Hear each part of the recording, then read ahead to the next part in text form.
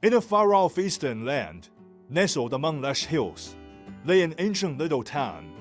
Life here was peaceful and serene, with townsfolk living simply yet fulfilling lives. In this town, there was one individual whose story had been told for many years. His name was Samuel. Samuel was different from a young age. He had deep, insightful eyes and a warm smile that always brought calm and peace to those around him. The townspeople all knew that Samuel had a special ability. He could hear the voice of God. This was not through spoken words, but a communion of spirit to spirit. Whenever the villagers faced difficulties or needed guidance, they would turn to Samuel. Samuel's story began one sunny morning when he was just a child, running through the hills. Suddenly, he felt an unprecedented sense of tranquility, as if the whole world was conversing with him. From that moment, he began his dialogues with God. He believed this was his divine mission, to assist those lost souls in need. As time passed, Samuel grew up. His wisdom and kindness touched the entire town. Whenever someone needed help, whether spiritual guidance or material aid, Samuel always went out of his way. The story took a turn one autumn. A weary stranger came to the town, looking exhausted and helpless. The townspeople were not welcoming to him, as he was an outsider. But Samuel was different. He reached out to the stranger. Samuel invited the stranger into his home, offering him food and a warm bed. By the fireside, they sat down to talk. The stranger revealed he was a merchant who had fallen on hard times. His story was filled with disappointment and pain.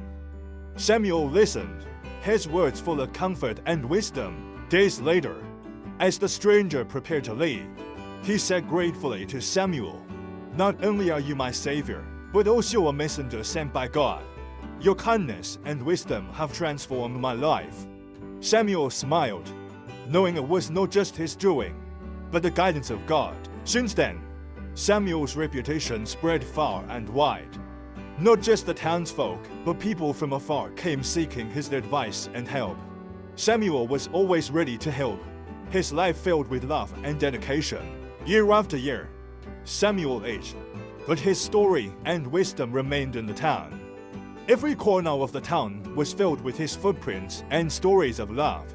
Samuel's life proved that God is not only in miracles, but also in everyday acts of kindness and love. In his final years, Samuel maintained the same passion and kindness as in his youth.